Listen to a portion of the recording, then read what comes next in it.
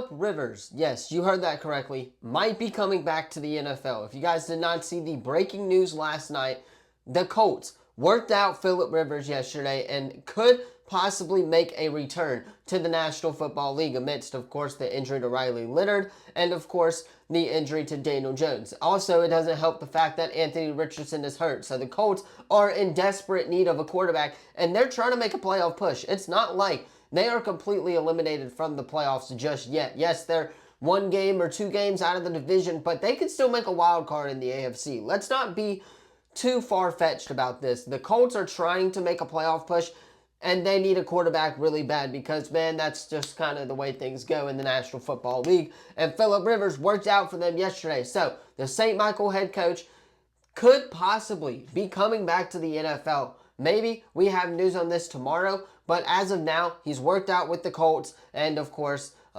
things went very well last night and maybe possibly hinting at a return for Philip Rivers, who last played, of course, in 2020. Anyway, what is going on, everybody? And, of course, welcome back to the Sports Lovers. In today's video, we, of course, are going to be predicting the college football playoff. We're going to talk about the matchups, break them down, who I like, who I don't like, of course, and give our national champion. Tomorrow, we'll have our NFL predictions, and then Thursday, we will predict bowl season. So stay tuned, hit that sub button, leave a comment down below. Last week, it was, of course, just a very busy week, and, of course, it didn't help that I had people sick in my own house, so I really couldn't, make a video or anything like that. So, yeah, we're back with videos today. Of course, in our first one, we're going to predict the college football playoff, and without further ado, let us go ahead and hop right into the video.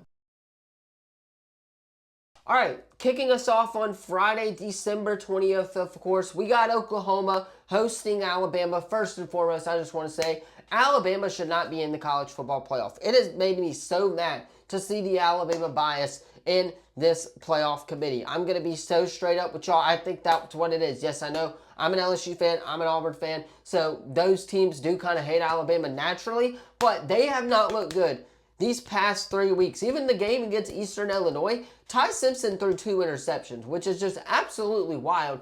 And they're still a college football playoff team. I don't understand why they get special treatment from the committee. Speaking of special treatment, Notre Dame should, of course, not be in. And next year, I don't know if you guys saw, but they basically get an automatic, of course, playoff bid if they lose or don't lose more than 2 games. So, fuck Notre Dame. I'm going to be so straight up with y'all. I hate Alabama as well, which is why I'm going to be picking Oklahoma. I also think Oklahoma could win this game, right? Of course, you got John Mateer. You got, of course, Brent Venables. He's got that group rolling right now. Like I said, Alabama has not been playing their greatest football these past few weeks. So I have no reason to pick the Alabama Crimson Tide in this matchup, and I'm going to go with Oklahoma to get the job done.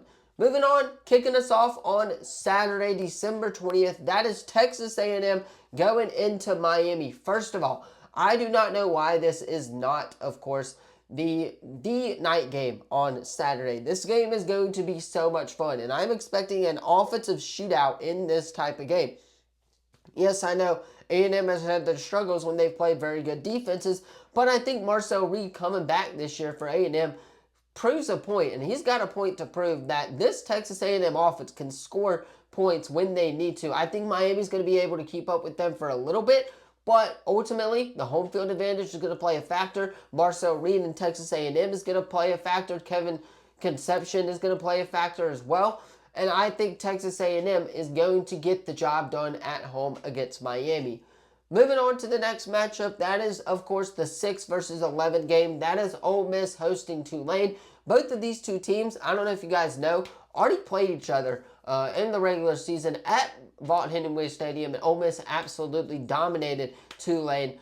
Even without Lane Kiffin, I think they should be able to get the job done. It's Tulane, and they might have their rematch with Georgia coming up. Moving on to the next and final first round game, of course, that is Oregon going into hosting James Madison, excuse me. I'm going to go with the Oregon Ducks in this one. I think it's pretty clear. Dante Moore been playing really good football. That offense has been on fire recently, which gives me no reason not to pick Oregon, especially when it's at home on campus. Congratulations to JMU, but I think their run does come to an end and Oregon will get the job done. Now, moving on to the first or second round matchups. The first one is the 4v5 game, Texas Tech hosting Oregon. I think this is going to be at Cotton Bowl Stadium, so could possibly be a home game for the Texas Tech Red Raiders against the Oregon Ducks, which is why I'm going to be picking Texas Tech to get the job done. They have made that their home. They showed it in the conference championship game, in the Big 12 game, and I expect that to continue.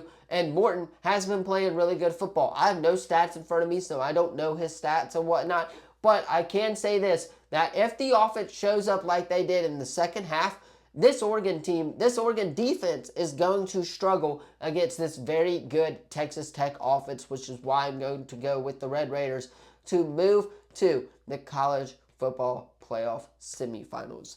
Now, moving on to the next matchup, that is the rematch that we have all been waiting to see.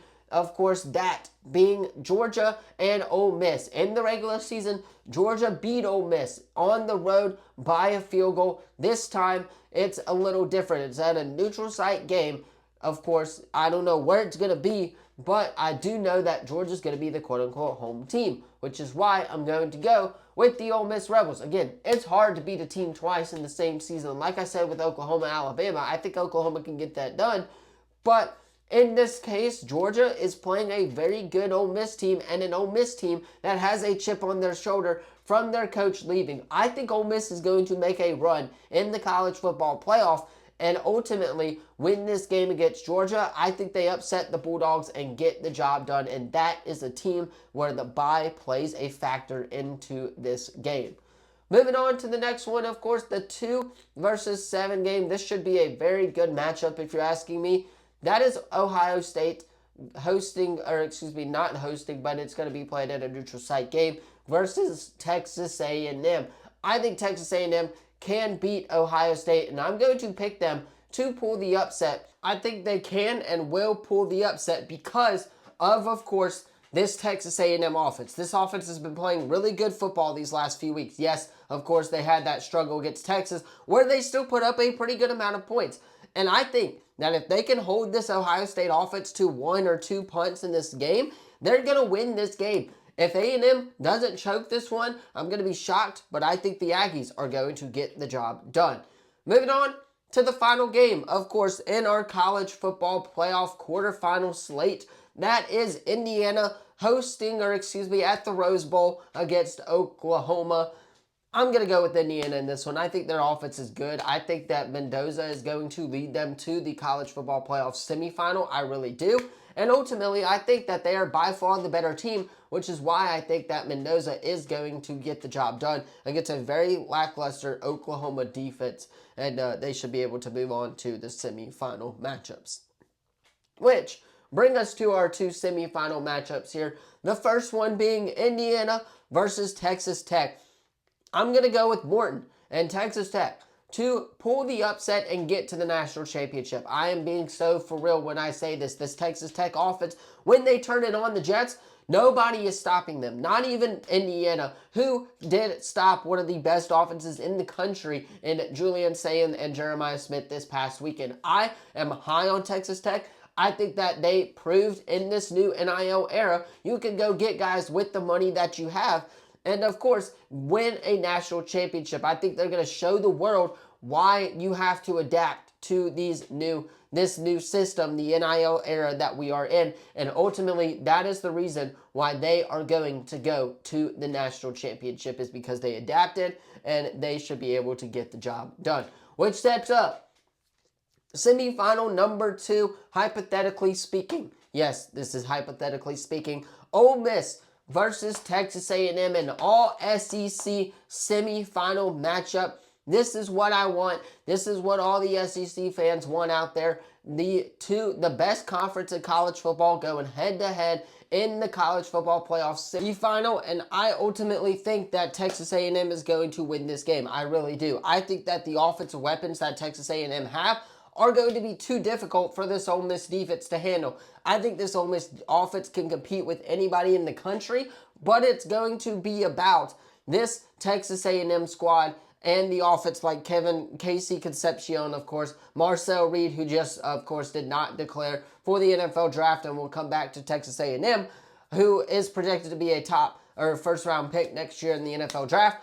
I ultimately think that that is the reason why this Texas A&M squad is going to make a deep run in the college football playoff, and that is the reason that they are going to win this game against Ole Miss, is because of the offense. I think Ole Miss offense, like I said, can hang with anybody, but I think ultimately their defense is just going to be out of gas, and Texas A&M will turn on the Jets here in the semifinal round of the college football playoff, which brings us to our national championship game, which is going to be very fitting if this happens.